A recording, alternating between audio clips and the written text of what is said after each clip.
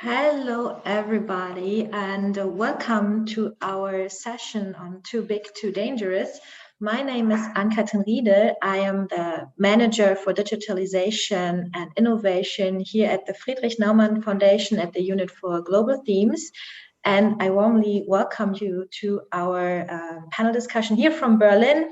It's 12 p.m. here, and I hope you will enjoy our discussion wherever you may be in this world. Our annual topic here at Friedrich-Naumann Foundation is disinformation and media freedom, and we knew last year when we planned this topic that it will be a very important topic, but we didn't knew that it would be that important, that we will have a global pandemic and that we have an infodemic, as the World Health Organization named it. And we also didn't knew that we wouldn't be able to travel this year.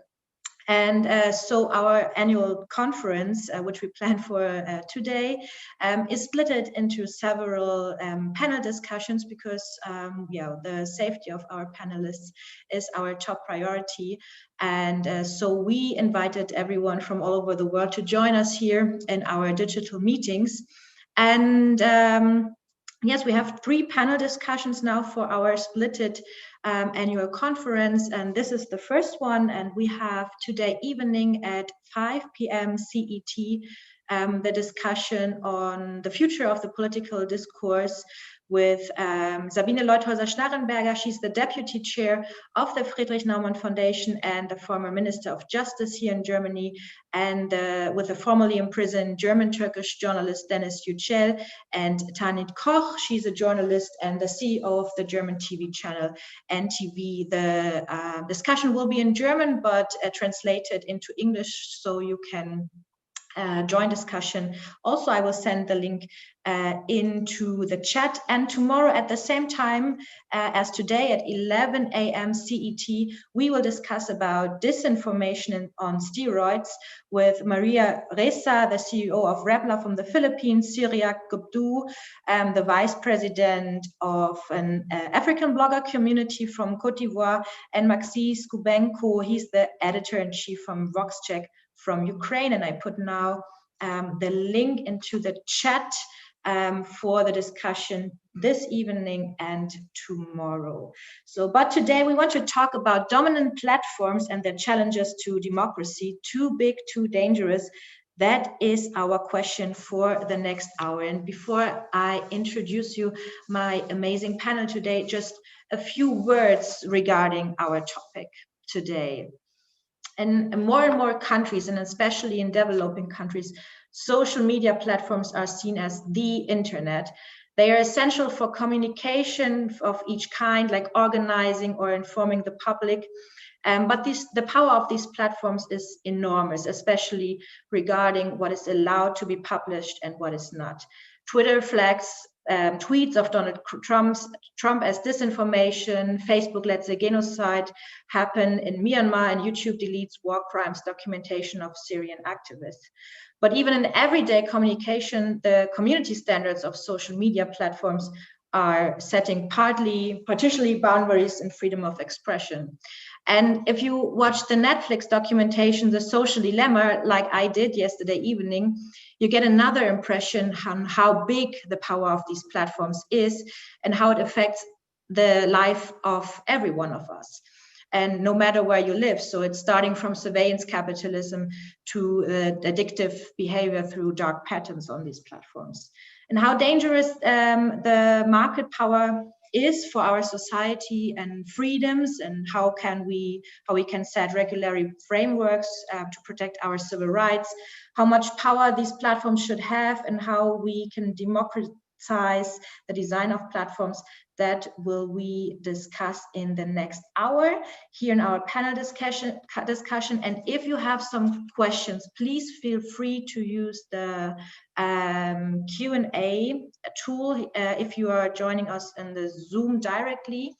I'd like to ask these questions our panelists, but I'd like to start with the introduction of my three guests. So I start with Fanny Hidvegi. She's the Access Now Europe Policy Manager, and she is joining us from Brussels.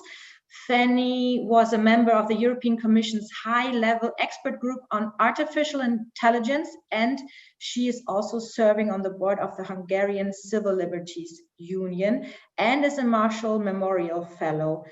And just got named as the Obama Foundation's leader in the European program. Happy to have you here, Fanny. Nikhil Power is an entrepreneur, journalist, and activist. He's the founder and editor of Media Nama, a leading publication chronicling the evolution of digital policy in India.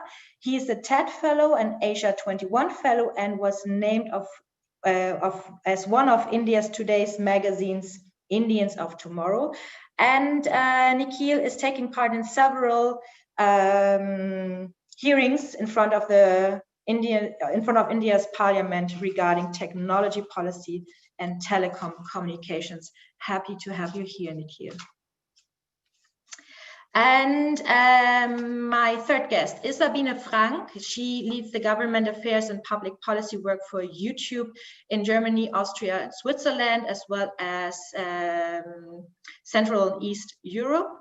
And she's the deputy head of public policy and government affairs, EMEA. And before, she was the senior policy counsel for Google in Germany. And she's also working in a free time as a honorary post as the deputy chairwoman of the voluntary self-control multimedia service providers and at the advisory board of ClickSafe and European Initiative for More Security on the Internet, as well as a board member of the European Media Law Institute. Happy to have you here, Sabine. So I'd like to start to set the scene a bit in advance.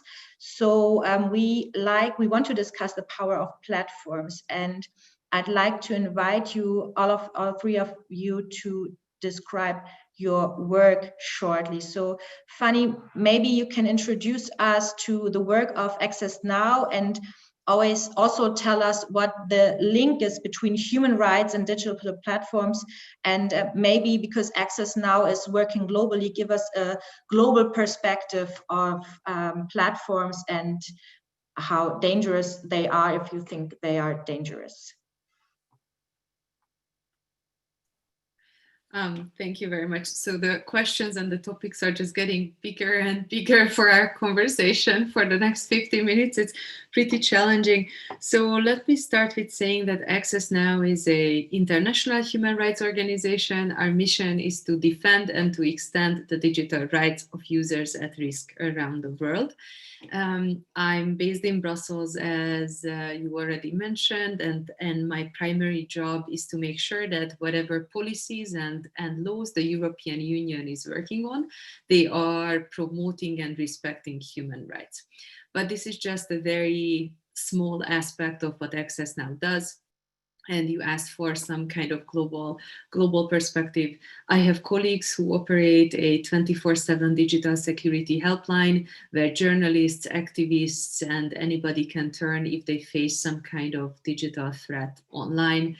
And we have an advocacy team. We are also subgranting to volunteer and small organizations. So being a policy person in Brussels is probably among the least cool jobs you can have at Access Now.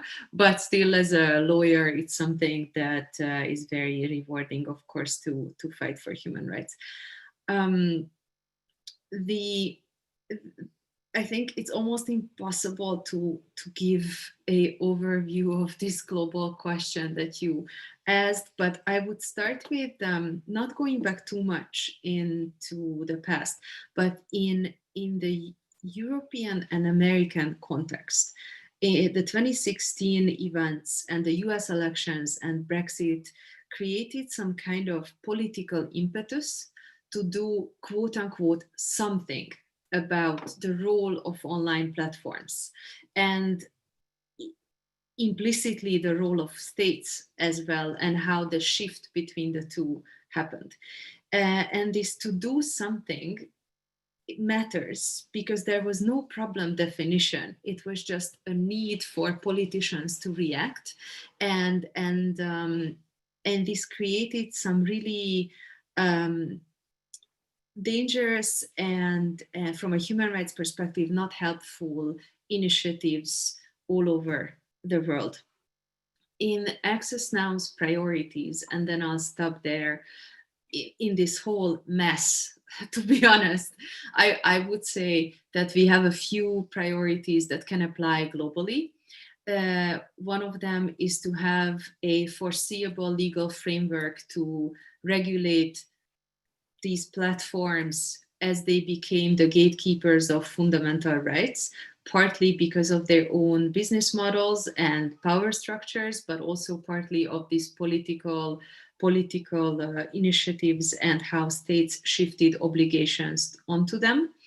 We also call for the development of adequate response mechanisms to illegal user-generated content. This is very important that we make a distinction between illegal and potentially harmful content, and we are not supportive of using that whole term of harmful content in the content in the context of regulation. Then, on a separate note, and probably this is too detailed, but we are calling for a specific legal framework for intermediary liability and a new line of work on human rights response to the amplification of user-generated content, and not just addressing content moderation in the sense of takedowns and restrictions, but also addressing content curation and open recommendation systems. And finally, some effective oversight above all of this. And I'll stop here for now, and then we can continue from wherever the fellow panelists take it from here. Thank you. Thank you, Fanny, and you're right. 1 hour or 50 minutes is far, far, far too short to touch up on everything that's so important right now. But Nikki, maybe you can give us an impression of your work and the Indian case. I just read this morning in the news that you have, again, several problems with Facebook, and that they may be not so neutral regarding some parties in your country as they pretend to be. Maybe you can introduce us to the specific Facebook case and the problems you have in India. Thanks, Anne-Catherine. Hi, everyone. I'm Nikhil Pava. I'm the founder of Media Nama. And I've been reporting on technology and technology policy in India for about 13 years. So I've seen the evolution of India from when it had 35 million internet users to now over 500 million internet users. And it's the largest, for the landmass that is Europe, India's got a smaller landmass, but substantially more users in the world. So it's the largest democratic internet market in the world. And so it's at the core of a significant technological battle between US companies and Chinese companies for dominance because of the amount of data that gets generated in India.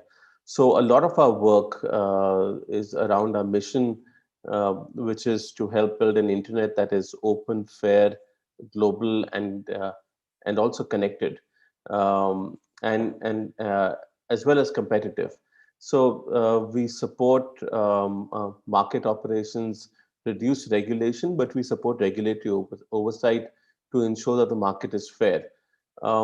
In that light, a lot of my work has been around ensuring that there's a strong privacy law in India. That's still a work in progress. I also fought for free speech issues back in 2013 and 14, which led to a particular law that was being used to put people in jail for what they said on Facebook. So we got that declared unconstitutional. But mostly a significant part of my achievements have been around running a campaign against Facebook's free basics, which had started in 2015, and we got it banned in India. And in hindsight, I think that was a great decision from our telecom regulator, because in countries like Myanmar, Philippines, and several parts of the world, Facebook is seen as the internet, and India was going down that path by allowing zero rating. And we now have the strongest net neutrality regulations in the world, which means that internet access itself is unrestricted and unfettered and is not being used to shape user behavior. Now, I'd like you to suspend judgment for a minute and imagine Facebook as a country, or imagine Google as a country, or imagine Amazon, Apple as countries by themselves.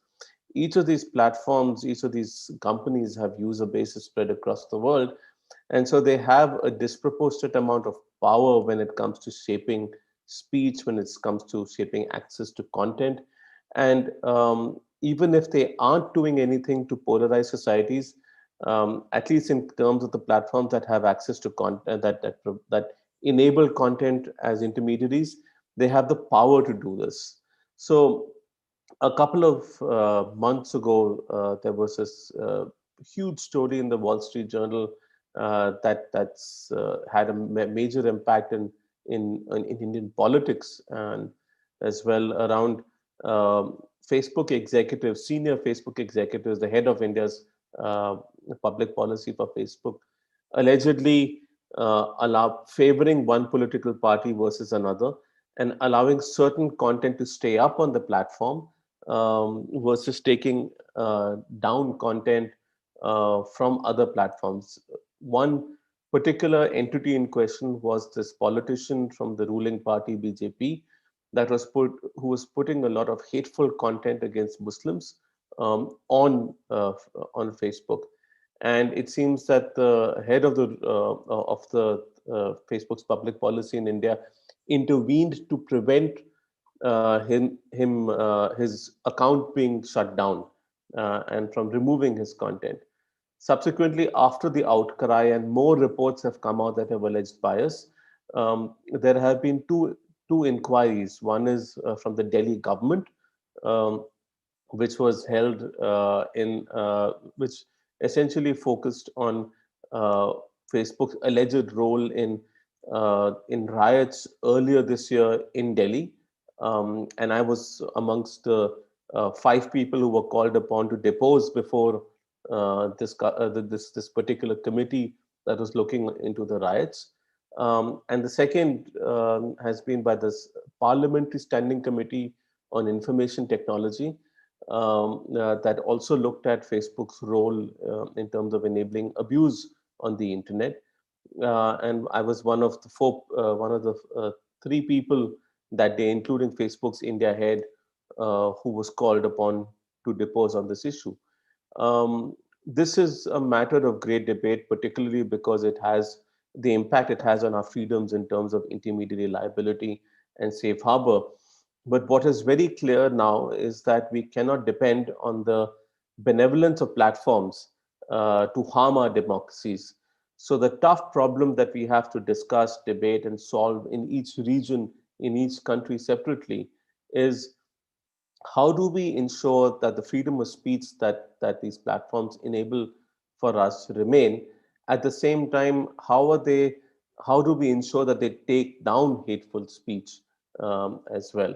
And I know that defining hateful speech is a very difficult proposition by itself, because there is, at one level you have outright illegal content, at another level you have a situation where you have a drip feeding of hate, where message after message, comment after comment, there is entire societies are polarized. And India is one country where since 2013, 2012, 2013, our political parties have used not just open platforms like Twitter and Facebook, where there are campaigns run on a daily basis, but also end-to-end encrypted platforms like WhatsApp, which have been used through a waterfall effect to incite violence, to incite riots. And so we are in India at the heart of this issue, and where the implications that the power of platforms like Facebook, like YouTube have, are going to be felt on both free speech as well as privacy. And so the difficult task before us is how do we preserve our freedoms while at the same time address the harmful speech that is impacting our freedoms? Okay, thank you for this insight of your country, and we can't discuss the power of platforms without the platform. So I'm really happy that you are here with us, Davina. So YouTube is also part of the focus of the criticism of these platforms, because you're one of the biggest platforms, the second largest search engine, and Google is the biggest search engine we have in the world. Maybe you can tell us a bit about your work and how YouTube is engaging in the discourse, and how aware is YouTube about its power? Thank you, Anne-Catherine. Thank you for having me, and thank you for setting up this very important discussion. So as you will know, YouTube as platform is built on the premise of openness, and I think this is very important. So we have millions of creators around the world who have the possibility to connect with a global audience, and many of them have actually built thriving businesses around this. So I think there is a great opportunity, both economically and socially, and we have heard some examples from Nikhil, but well, as they say, with power also comes responsibility. So, and we have a commitment to openness, which also leads to that we have content which is actually on the sides and on the rise, and of like where we see controversial content, offensive content, and we believe that like it's important to actually have a broad range of perspective, because that ultimately makes us stronger as informed societies.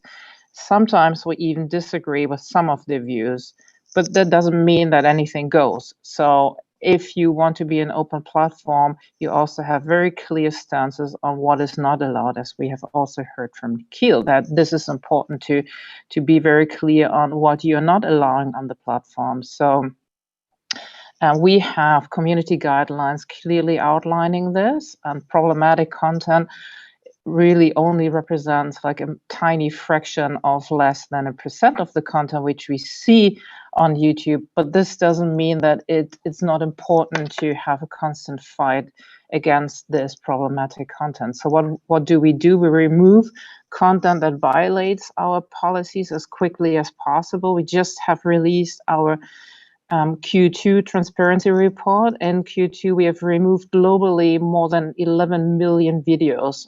This is actually more than 5 million more in the quarter than in the quarter before. So I think this shows you how diligent we actually work against this. And one of the reasons we actually saw a higher rise is due to COVID, actually, because when COVID came up, we have decided to, a bit like you, Anne-Catherine, to put the safety of our employees front and center. So we have relied more on the enforcement side on technology, building a higher safety net of automatic removal of potentially violative content. But since we know that machines are not perfect and make a lot of mistakes, we have always allowed removal appeals to these removals. And this is where you also see that nowadays, or still today, technology is actually not perfect and probably will never be perfect, because the appeals processes have also gone up. And we see 50% of the appeals which have been reinstated, we have reinstated the content. So I think this is very important. The other thing I just want to briefly touch upon is to raise up authoritative content, especially like during COVID times. We know that it's so important to bring people to the like authoritative sources and news sources to hopefully avoid also conspiracy theories and others.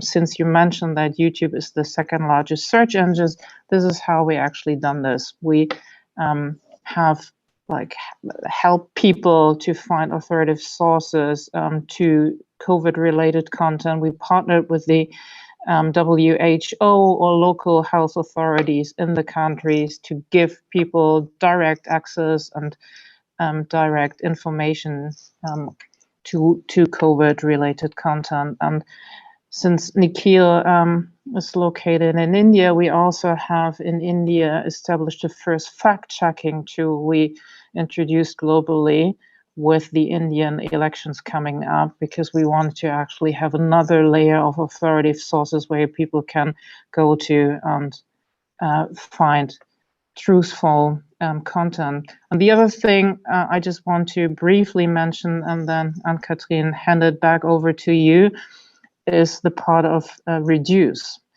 We know that some of the content is not illegal and doesn't violate community guidelines, but it brushes right against the line of community guidelines. So what we try to do here is reduce the view time and watch time of these kinds of content.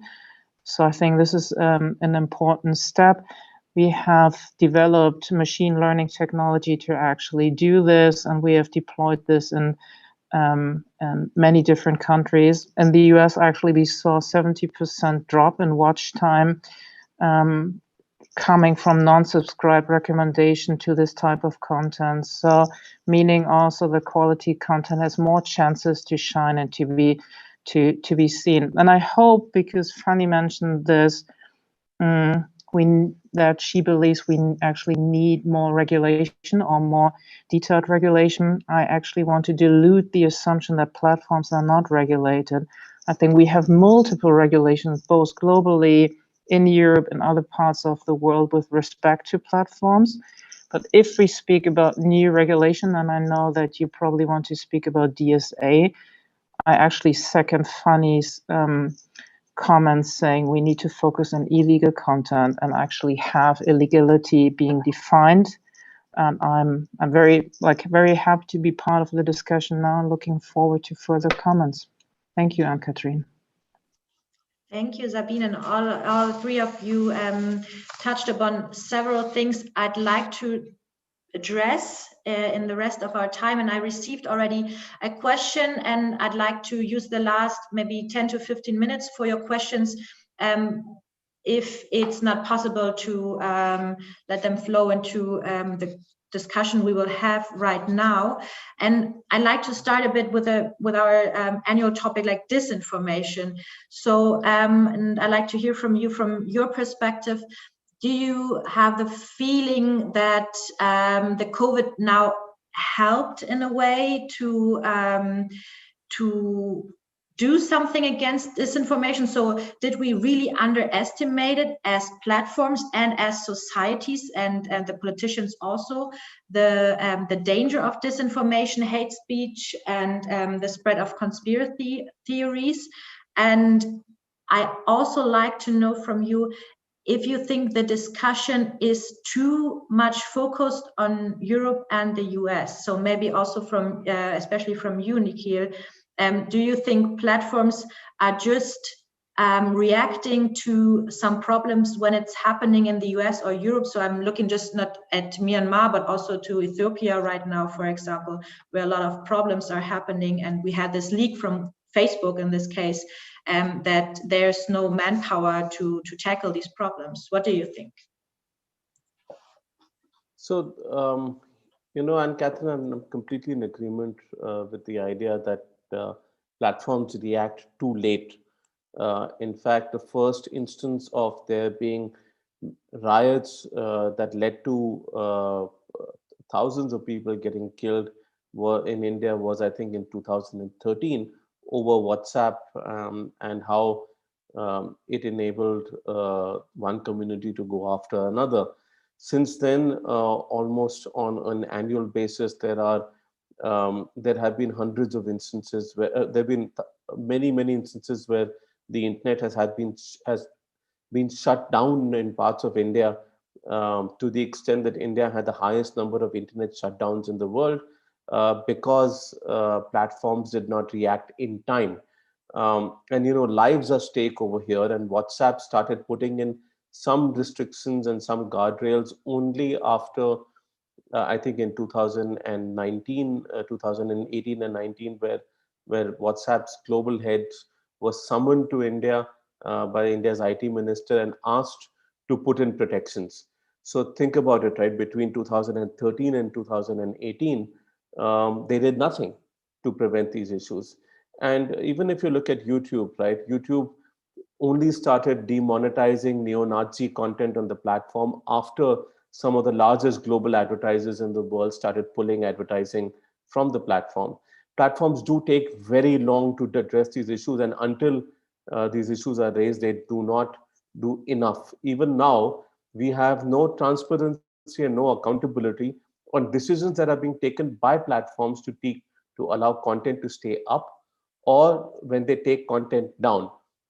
And this arbitrariness and that risk of bias exists, which is what we have seen in India in the recent past, where bias has allowed hateful content, or the alleged bias has allowed hateful content to stay up.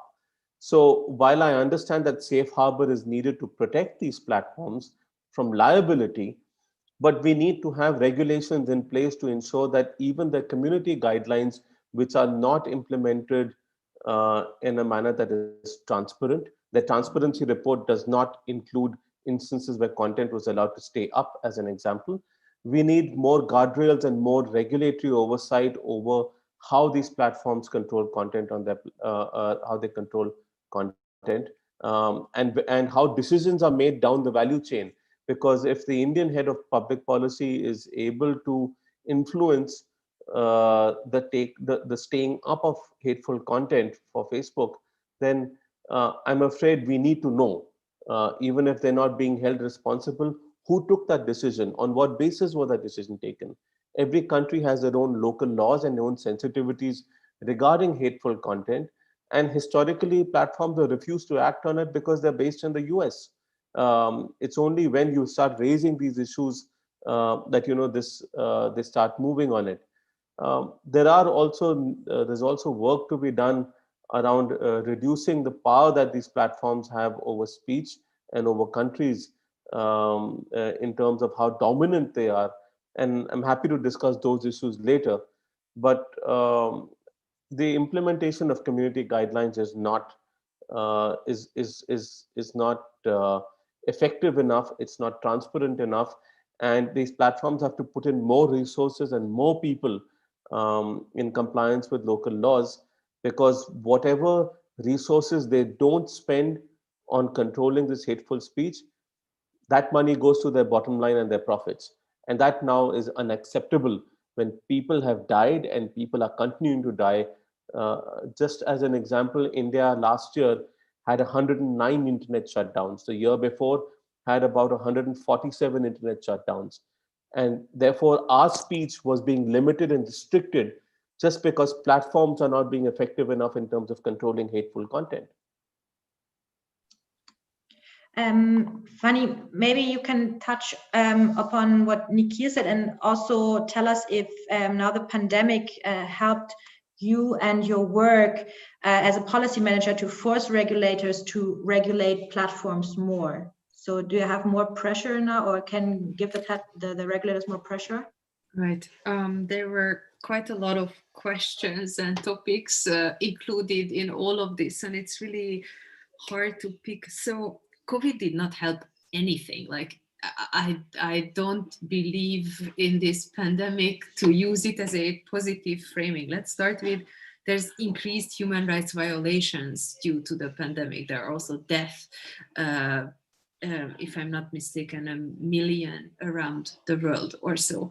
So I would definitely not say that COVID helped in any ways. What the pandemic showed that these platforms, if they want to, they can introduce further measures to screen for disinformation. And not all of the efforts were successful, but the willingness was definitely much higher than before. There's also an interesting point, of course, about the transparency that was mentioned, and it comes up in different ways. The amount of content is one thing, but we have no idea about the details of how this content is being promoted to people. There's almost no transparency around content recommendation systems and how that is linked to the business models of these platforms and advertisement. The India example also triggered my interest because there was quite a lot of rumors about Hungary, where I'm from as well, about certain political actors being allowed to say that their content stays up regardless whether it violates the terms of service or not. And the problem is not just if this happens, but that we have no way of knowing if this is true or not. As Nikhil mentioned, the lack of transparency. Disinformation and authoritative sources is also quite interesting because I appreciate that effort, but some governments are very authoritative sources of disinformation and government propaganda themselves. You also mentioned, I think, hate speech. The COVID-19 pandemic also had a negative impact on that, and we've detected an increased number of attacks due to the COVID-19 pandemic. So there's definitely not much positives we can take out of it. And one important point is the right to health can and should operate together with other fundamental rights, and we don't have to choose, and we don't have to accept those measures, let's say, that violate disproportionately the right to privacy or freedom of expression. For instance, also an example from Hungary, which is of course a very small country, but it is in the European Union. And regardless of its European Union membership, there's quite a bit of human rights violations take place. For instance, people were detained and arrested for their opinion expressed in Facebook, which is an unfortunate practice all around the world, but quite unheard of in the European Union. Well, that is also a situation that has occurred in very recent times related to the COVID-19 pandemic. Thank you, and also for mentioning that the COVID is causing a lot of problems for human rights. And everyone, please check out the Access Now website after our talk, of course, because you're documenting really the various human rights violations worldwide, mostly in the digital sphere, but it's not happening only in the digital sphere. So Sabine, is the willingness now higher, as Fanny said, by YouTube to delete harmful and content and disinformation? And is it why we now see that with this health content, we really see the impact to life and death with disinformation, and the problems with political disinformation, or there we don't see directly the consequences of disinformation? Is it why we have them with the health information that you act more intensively? Well, I would dismiss that we have not acted before. I think disinformation is not really new. I think the amount of disinformation we see now, or the global awareness of disinformation because of the global pandemic and the global problem is much different. So, and this is different, obviously, also for the platforms as for all of our societies. So, but we have seen a lot of disinformation before, and we use technology, for example, right now, which we have used for spam detection before. And spam kind of is a way of misinformation, which we all know since ages. So this maybe on that point. on the question on transparency report, I just want to briefly say that at least for YouTube, and I think every platform is different, but for YouTube, we have included in our quarterly transparency reports also examples of where the policy is actually like enacted, so content is taken down. We have examples where we feel that the policy violation is not there, so the content did stay up. I totally understand that from an NGO perspective, there's never enough transparency. And I'm not saying that there couldn't be more transparency on the side of the platforms, but I think there's also a fine line. You've heard this, I don't know, people working for companies before, but I think we also have to take into account that we have millions of people who try to actually trick and circumvent the policies which we have. So to be actually able to have fruitful discussions on the platforms, to not be, I don't know, manipulated by bad actors even more, I think there's also a need for not full transparency. But we have been in discussion with Access Now and other NGOs on developments of transparency, and are very open to this respect. And also on community guidelines, I think, Anne-Catherine, you asked on COVID. So we have actually done like multiple changes during the Corona times on our own policies, on what is not allowed on the platform with regards to misinformation and COVID-19. And we have, especially for the medical misinformation stuff, we work very closely with medical people all around the globe. We work very intensely and closely with the WHO to be actually sure that we take the right decision. So we are not medical experts, how should we? But at the same time, it is, as you say, very important for the health of people that we take the right policies.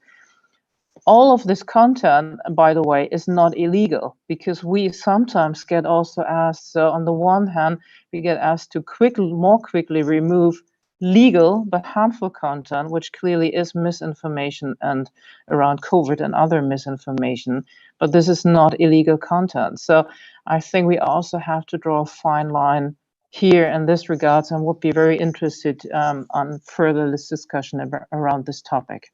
I stop here and let you speak. That's a very good point. I'd also like to ask you, how important are community guidelines for the communication on platforms? Because as you said, harmful content is not the same as illegal content. So if we just want to get illegal content deleted, a lot of conspiracy theories or disinformation might be allowed by law on these platforms. So do we want to have all of this? How can we delete harmful content, and how, or should we involve the societies, societies and countries to define what the community standards of platforms are? Anyone want to start? So we can also talk about things like the advisory board Facebook implemented, so that there's some advisory from the outside to discuss on what should be allowed on platforms. What do you think about that? Maybe I can start. I'm very interested to what others say. I think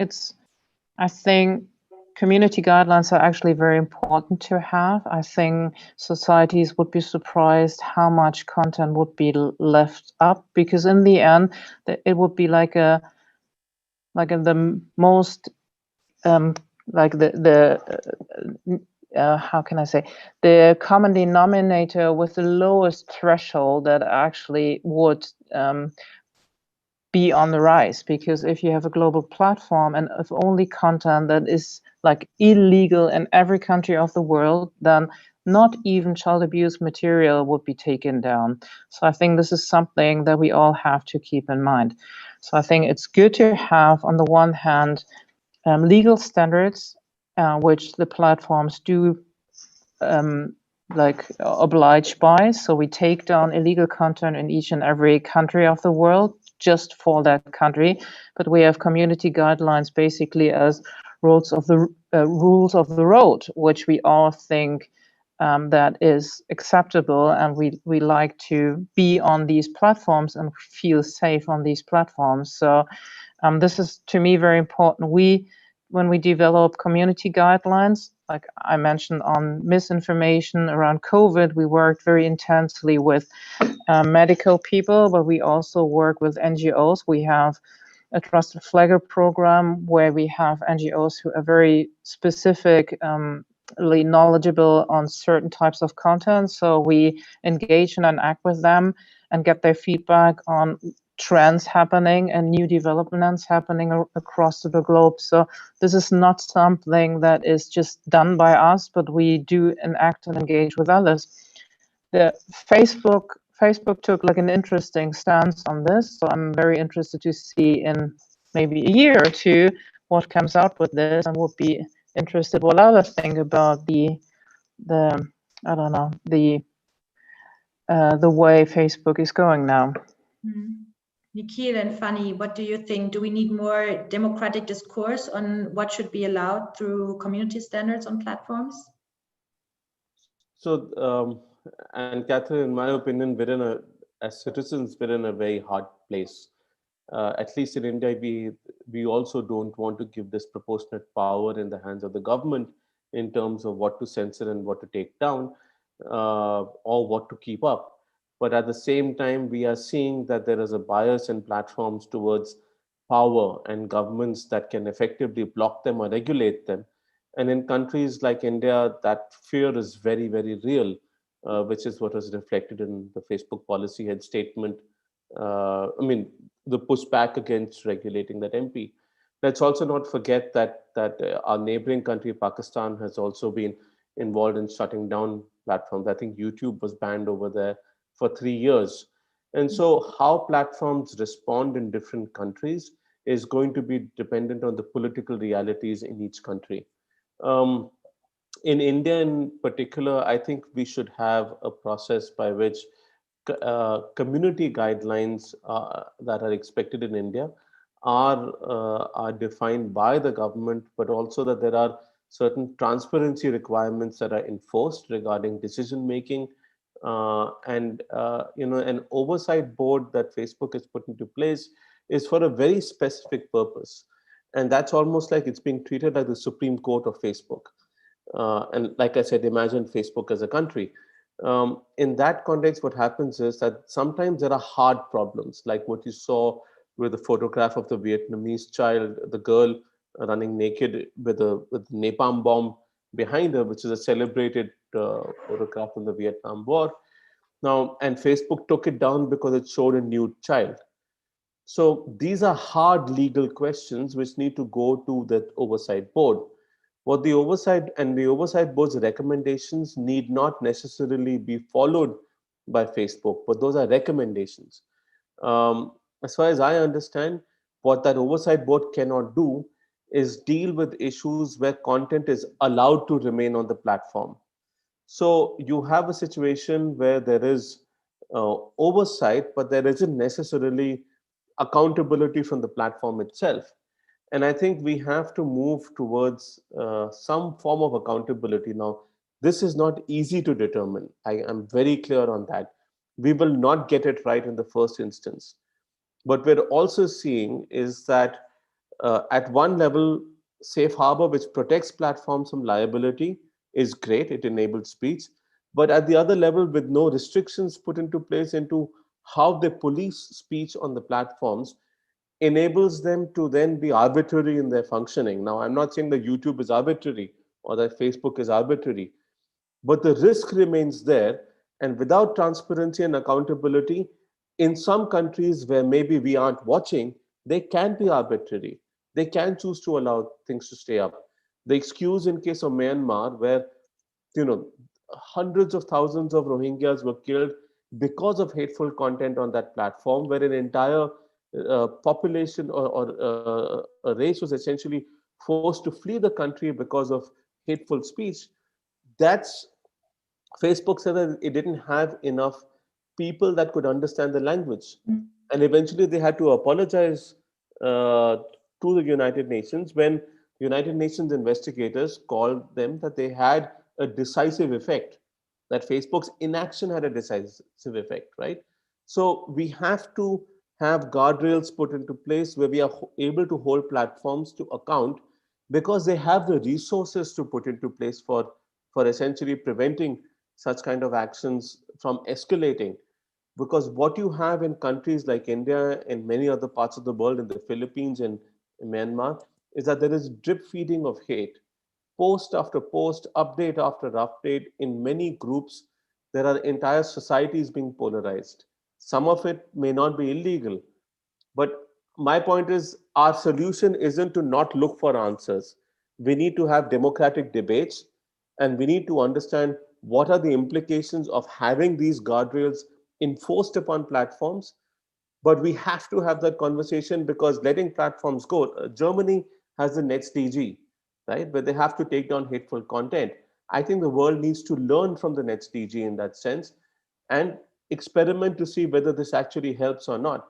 Because Mm. doing nothing is no longer the solution. Yeah, thank you.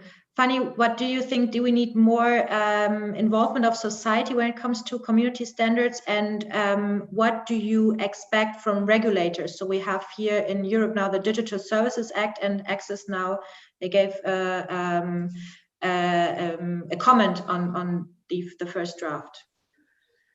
Sure. I'd like to react to what was said, also to reflect a little bit on the questions that were posted in the chat, and I think it will somehow touch on your new questions as well. So you started with how can we delete harmful content or something like this, and so one issue is that the term harmful can be applied in any ways. And what we would like to see is definitely procedural safeguards for harmful content as well. But we are opposing the idea of content-based regulation for non-illegal but potentially harmful content, because we want to avoid that type of thing that government X thinks that activism, protests, NGOs, the right to an abortion and things like that are being categorized as harmful. We are not saying that for these categories, including disinformation and many more, we don't need some kind of rules, but they are not dependent on how we, or they should not be dependent on how we categorize these topics, but there should be procedural safeguards.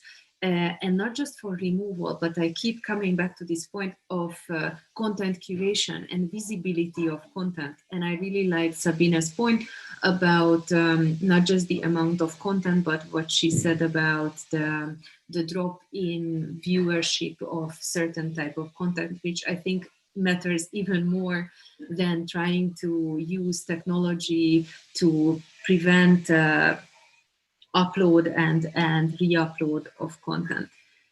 And this speaks also to the question, what we come back to, what's the difference between democratic and non-democratic governments in this space, and that we somehow have to choose between those two powers. It's not an either or question.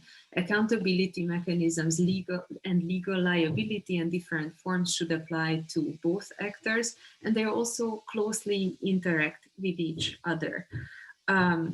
One way of looking at what our problem has been, for instance, in areas where a alleged solution to hate speech is to remove hate speech. In our view, the question is why people are racist, for instance, and the solution should address societal problems.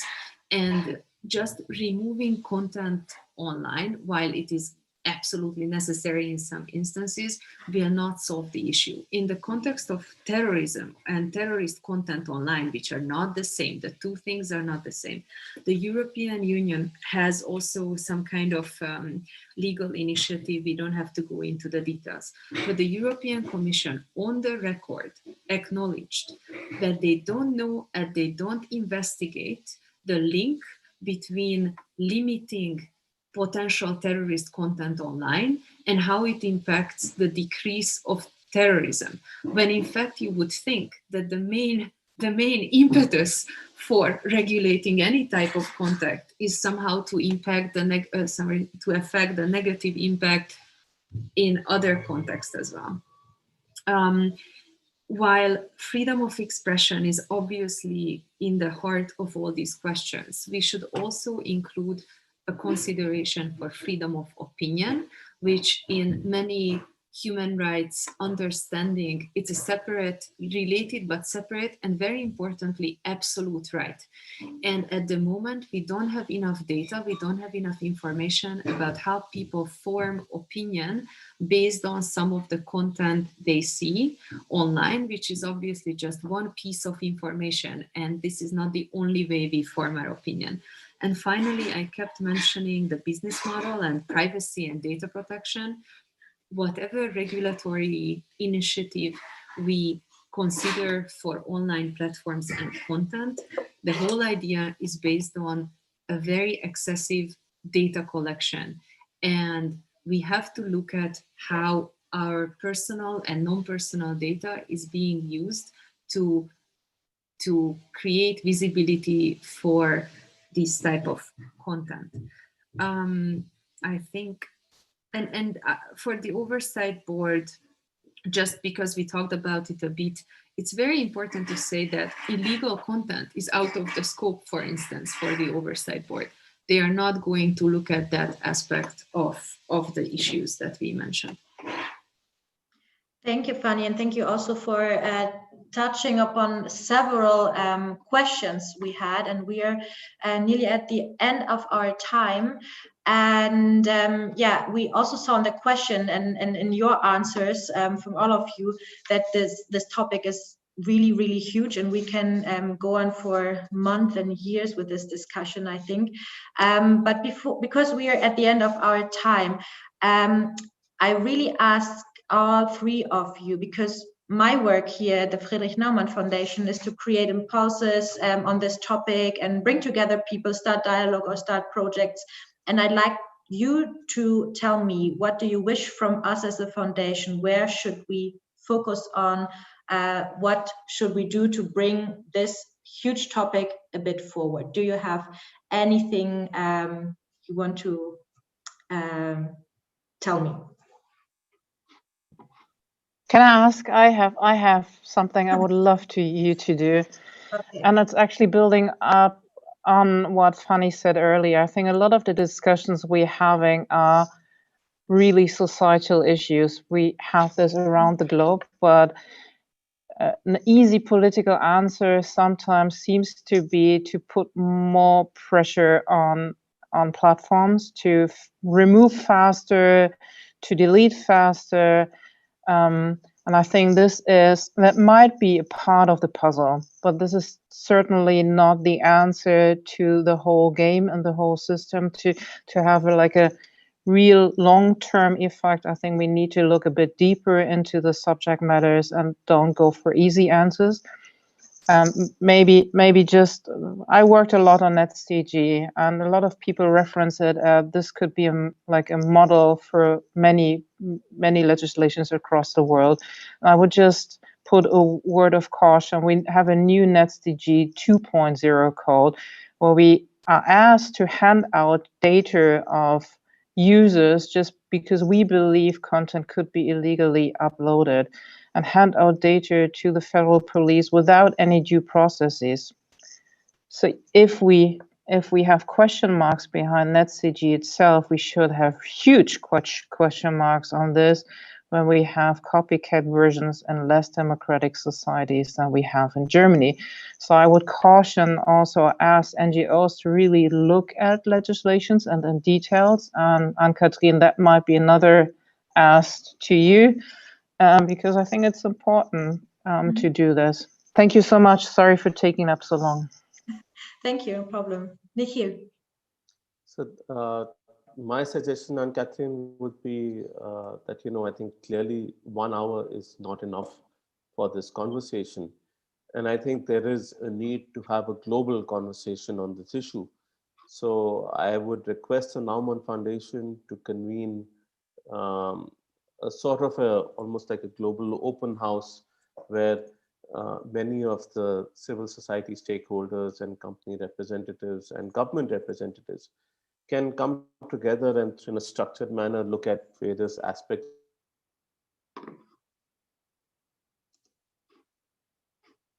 I think I've only been able to share my experiences and our experiences from India, but we do need to hear from the rest of the world as well.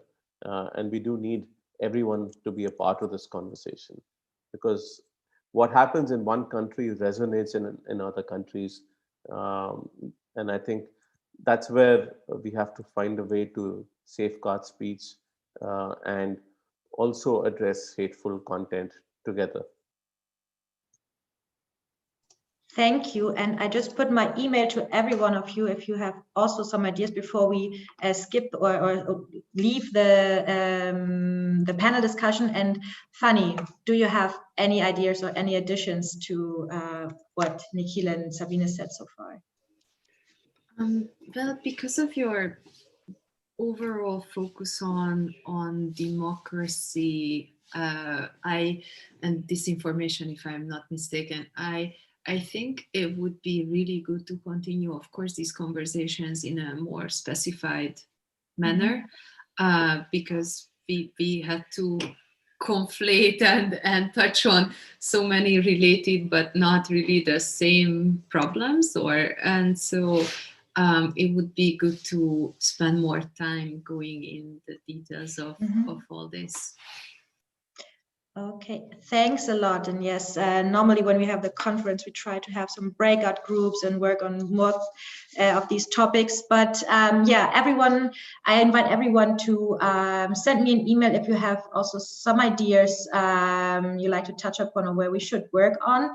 And there was also the question, if you can rewatch this panel, and you can, this, of course, it will be on the Friedrich-Naumann Foundation's YouTube channel.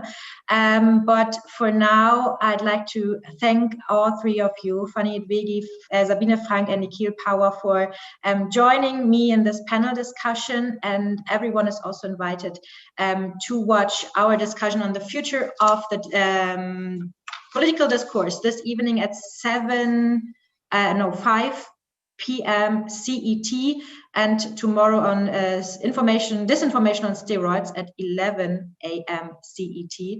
And thank you for joining this panel discussion. Also to our guests here in the chat, and have a good day wherever you are, and see you maybe tomorrow. Thank you. Bye-bye. Thank you. Bye. Thank you.